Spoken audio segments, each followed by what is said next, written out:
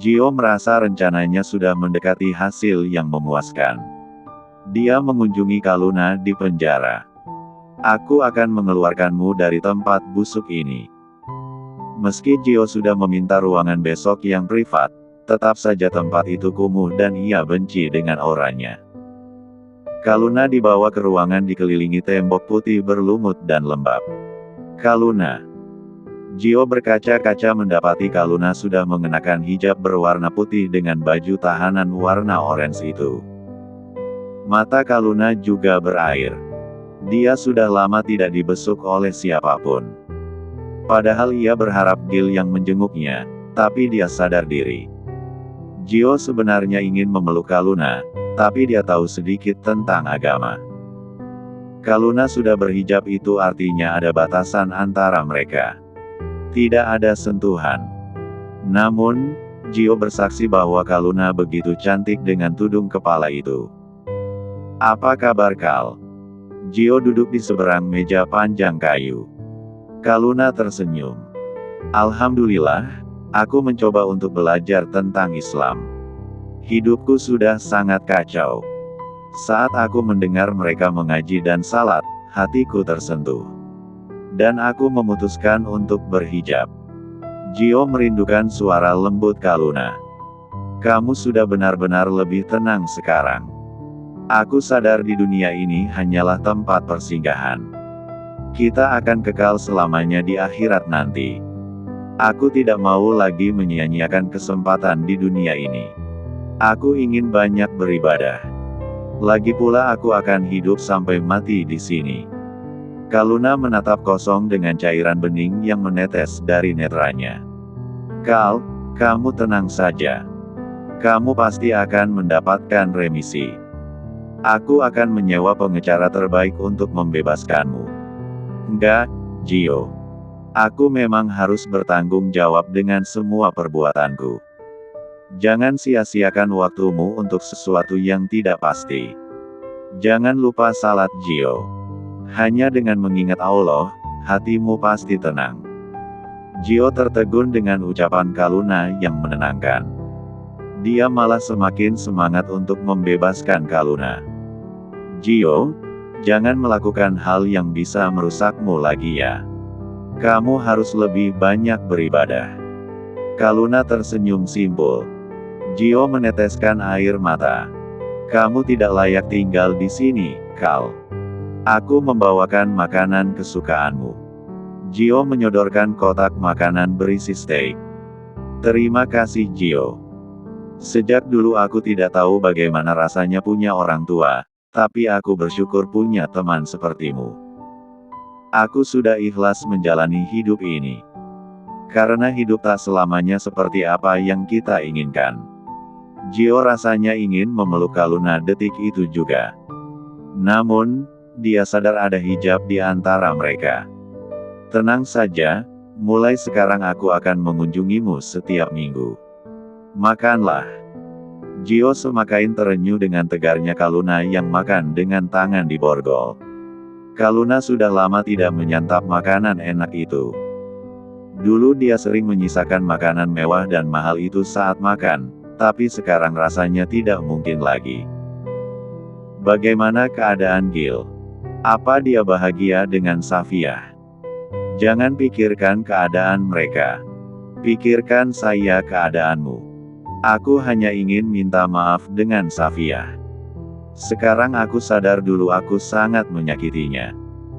Gio semakin yakin untuk membebaskan Kaluna. Dia ingin memberikan kehidupan yang layak untuk wanita yatim piatu itu. Marwah terpaksa harus menginap di rumah Safia. Semalaman Mas Gil gak kabarin aku, wah. Dia pasti gak mau aku tahu kalau dia akan menikah dengan Taraf. Aku benci sama dia. Ini sudah pagi. Sebaiknya kita bertabayun dulu. Mungkin Mas Gil lagi sibuk di kantornya. Jadi, gak bisa ngabarin kamu. Nggak mungkin. Dia pasti mempersiapkan pernikahannya dengan wanita itu. Marwah mengelus bahu wanita bercadar putih itu. Mereka akan datang ke pernikahan yang katanya adalah Gil dan Taraf. Keduanya sudah masuk ke dalam mobil. Supir perempuan langsung membawa kendaraan itu ke Hotel Daisy. Sepanjang jalan Safia sudah deg-degan. Sementara itu Taraf sudah tiba di ballroom hotel. Dia mengundang banyak orang. Keluarga besarnya ada di sana. Aduh, Gil kemana sih? Taraf masuk ke pintu ballroom itu. Memperhatikan ruangan dengan dekorasi serba putih. Taraf mondar-mandir dengan gaun Victoria. Menggigit bibir bawahnya. Bibirnya mulai mengembangkan senyum saat Gil dengan gagah berjalan ke atas panggung. Tempat mereka ijab kabul nanti. Akhirnya kamu datang, sayang. Taraf hendak menggandengnya, tapi Gil menepis. Mas Gil. Pekik Safia. Taraf tersenyum. Baguslah dia datang. Mohon maaf semuanya, kami sedang mencari Nona Taraf Anantara. Taraf pucat saat polisi datang ke arahnya dan memborgolnya. Apa-apaan ini Pak? Taraf meronta saat diborgol polisi dan menyeretnya di depan semua orang. Selamat ulang tahun sayang. Gil mengecup pucuk kepala Safia sambil mengedipkan sebelah matanya. Jelas Safia butuh penjelasan tentang semua itu. Semua orang jelas heboh dengan kehadiran polisi. Taraf diborgol. Gil mengubah pesta pernikahan jadi pesta ulang tahun untuk istrinya tercinta. Tamu undangan juga mulai berganti. Semua yang dilakukan Gil sungguh menciptakan tanda tanya di benak Safia. Mas Gil, apa semua ini? Safia melihat ke arah panggung. Ada layar bergerak yang mempertontonkan tulisan, "Selamat ulang tahun istriku." Kamu pasti agak syok ya? Gil masih berusaha menuntun Safia untuk tiba di panggung. Menjelaskan pelan-pelan. Kamu suka kado dariku tadi. Gil terus menggenggam tangan Safia. Gak ada lagi wanita gila yang neror kamu. Dia gak akan berani. Safia ingin bertanya banyak hal, tapi sayang rasanya untuk merusak momen bahagia itu. Selama hidupnya Safia tidak pernah merayakan ulang tahun. Apalagi tiup lilin, tapi Gil yang baru hijrah itu tentu belum terlalu mengerti soal itu. Safia menghargai setiap usaha Gil. Ia menerima dengan segenap hatinya berada di samping sang suami. Aku pikir kamu akan berkhianat, tapi ternyata Mas. So sweet, ucap wanita bercadar putih itu di dalam hatinya. Binar mata sebening bidadari surga itu terus memancarkan rona bahagia. Ia tidak mau melepaskan genggaman tangan sang suami. Di depan ratusan pasang mata, Gil menggenggam tangan istrinya dan berucap lantang lewat mikrofon, "Sayang, semua orang harus tahu kalau aku sangat mencintaimu." Semua tamu hening mendengar ucapan penuh cinta dari Gil untuk Safia. Aku tahu kamu pasti tadinya shock, tapi kamu harus tetap percaya denganku. Hanya kamu yang ada di dalam hatiku. Sisanya kamu hanya perlu percaya denganku.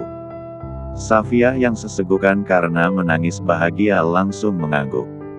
Dia bersyukur punya suami setulus Gil. Gil tidak hanya bisa pandai merangkai kata romantis, tapi dia membuktikan ucapannya. Setiap tindakannya didasarkan cinta pada sang istri. Terima kasih karena kalian sudah datang ke ulang tahun istriku. Hari ini aku ingin kalian semua tahu, berani mengusik istriku sama saja mencari mati. Gil tetap saja dengan kepribadian tegasnya. Kata-katanya ketus dan emosional, tapi terlepas dari itu semua, dia adalah suami idaman wanita manapun. Gil mengundang anak panti asuhan di acara ulang tahun istrinya. Mengundang penyanyi kondang Upik untuk melantunkan nasyid. Mereka membiarkan para tamu menikmati hiburan dengan pelayanan dari chef hotel ternama. Acara ulang tahun berjalan dengan hikmat karena penjagaan yang ketat. Kamu suka dengan acara ini? Gil masih terus menggenggam tangan sang istri yang tidak mampu berdiri. Mereka berdua hanya duduk di kejauhan sambil menonton performa penyanyi itu. Aku nggak bisa berkata-kata, Mas. Hanya Allah yang mampu membalas kebaikan suami sebaik kamu. Terima kasih, tapi kenapa? Lain kali jangan bikin aku jantungan ya sama kejutan kamu. Gil tergelak. Kalau kamu tahu gak seru lagi dong. Tapi aku nangis semalaman Mas mikirin kamu nikah sama si ulat bulu. Gil makin kencang tawanya. Maaf sayang, aku gak akan bikin kamu serangan jantung lagi. Setelah kita pulang dari sini, aku masih punya satu kejutan lagi. Tapi nggak bikin aku jantungan lagi kan Mas? Mana mungkin aku tega ngeliat calon ibu dari anak-anakku panik lagi. Safia memukul-mukul dada Gil pelan. Mas, manis banget. Ekem. Yusuf mendatangi Safia. Barakallah, Sa. Semoga kamu menjadi keluarga yang sakinah bersama Gil. Aku tidak bisa terlalu lama di sini. Aku harus pergi. Mas Yusuf pasti berkomplot sama Mas Gil kan? Safia yakin Yusuf tidak mau menerima telepon Marwah karena dilarang Gil. Yusuf menyeringai. Kalau aku tidak mengikuti perintah suamimu, bisa-bisa dia cemburu sama aku lagi. Makanya Mas buruan lamar Marwah. Nanti keburu Mas Yusuf tua loh. Sa. Gil menoleh. Kamu memang benar. Haha. Gil tak pernah sepuas itu mendengar sang istri tertular ceplas-ceplos dirinya. Yusuf juga merasa Safia lama-lama terkontaminasi oleh sifat ketus Gil. Aku tidak setua itu, Sa. Aku pergi dulu ya. Assalamualaikum. Yusuf buru-buru pergi karena dia dicueki Marwah. Safia meletakkan kepalanya di bahu Gil. Gimana ya Mas bikin sepupu aku sadar kalau dia juga jatuh cinta sama Mas Yusuf. Gak usah mikirin orang lain. Kamu cuma perlu mikirin suamimu yang tampan ini. Mulai deh sifat cemburunya keluar. Safia menggelengkan kepala. Wanita bercadar putih itu merasa lebih tenang saat mendaratkan kepalanya ke bahu Gil. Taraf yang diborgol oleh polisi masih terus meronta.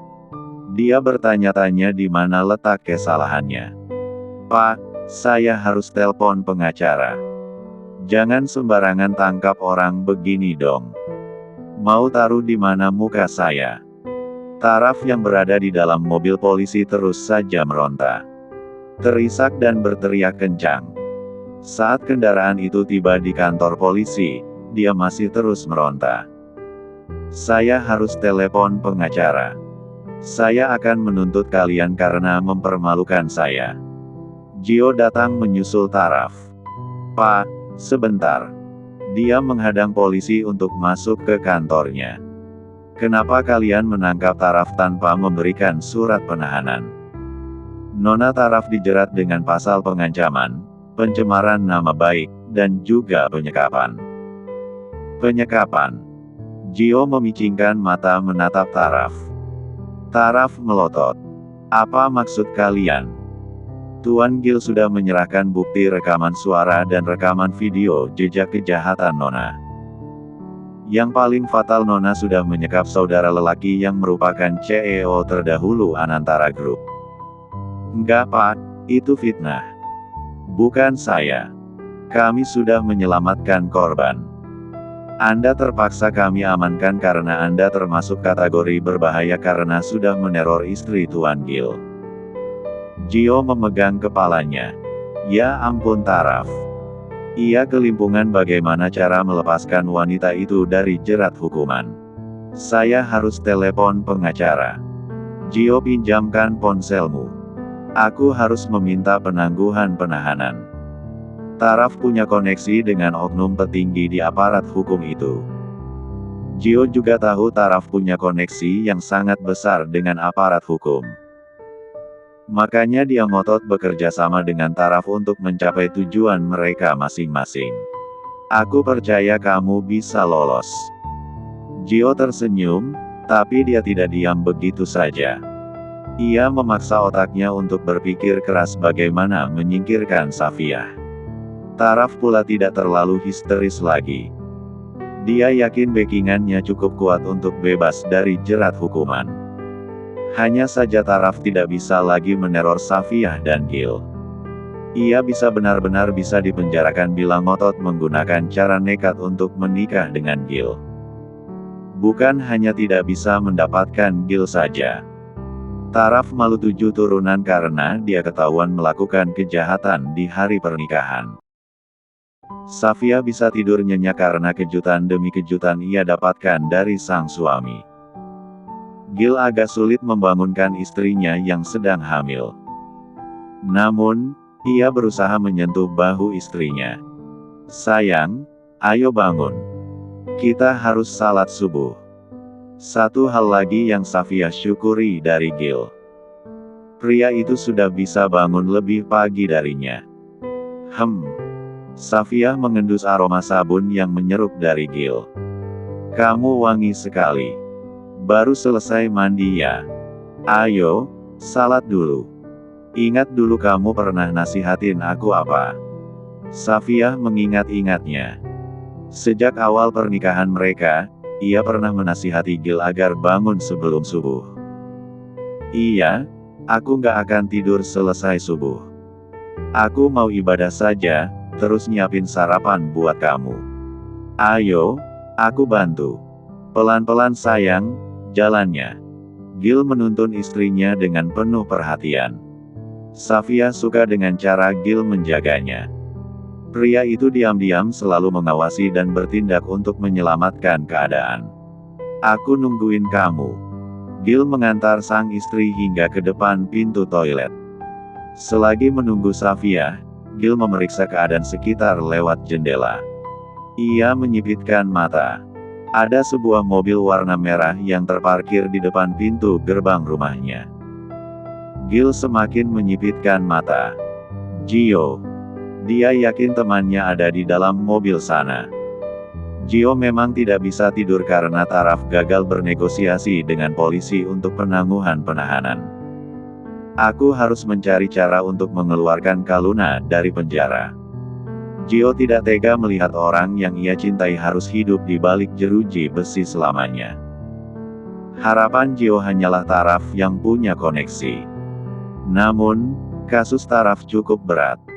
Peluangnya untuk mencapai tujuan hanya sekitar 50% saja. "Aku harus menculik Safiah. Ini jalan satu-satunya supaya Gil mencabut laporan Taraf." Gil punya firasat yang buruk dengan kehadiran Gio di seberang rumahnya. Mau apa dia sebenarnya? Sebelum Safiah keluar dari kamar mandi, Gil kembali ke meja nakas untuk mengambil ponsel.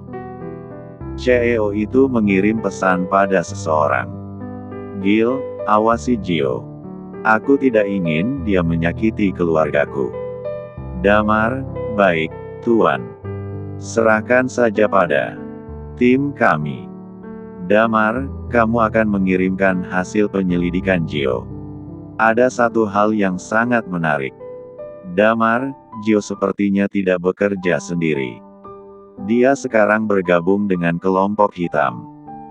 Gil sudah menduga jika Gio adalah orang yang sangat berbahaya untuk saat ini. "Sayang, Safiah sudah basah dengan wudhu." Gil selalu merasa jatuh cinta di setiap helaan nafasnya. Hanya dengan melihatnya saja hati sudah lebih tenang. "Ayo, kita salat." Gil membawa Safiah untuk pergi ke masjid di seberang rumah mereka. Safiah selalu bersyukur dengan semua yang diterimanya saat ini. Setiap tempat yang Safiah pandang ada bukti cinta sang CEO. Rumah itu bertuliskan namanya. Hal yang paling romantis menurut Safiah adalah Gil menjadikan nama masjid dengan nama istrinya. "Untuk saat ini kamu jangan terlalu banyak keluar." Safiah berhenti di depan pintu gerbang rumah mereka. "Kenapa Mas?" Ia mendongak pada sang suami yang jangkung. "Aku tidak ingin ada yang menyakitimu." Gil hanya tidak ingin istrinya punya beban pikiran. Biarlah ia yang menanggung masalah. Lagi pula masalah Gio adalah masalahnya. Tidak ada hubungannya dengan Safiyah. Mas, ngantarnya sampai di sini saja. Aku bisa jaga diri kok. Gil benar-benar tak rela jika berpisah dari istrinya. Hati-hati sayang. Jangan keluar dulu sebelum aku menjemputmu. Mata belo Safiyah berbinar-binar menatap ketulusan sang suami terhadapnya. Orang-orang di masjid juga bisa merasakan cinta yang Gil miliki untuk Safiyah. Tidak ada duanya. Berdenyut setiap hari.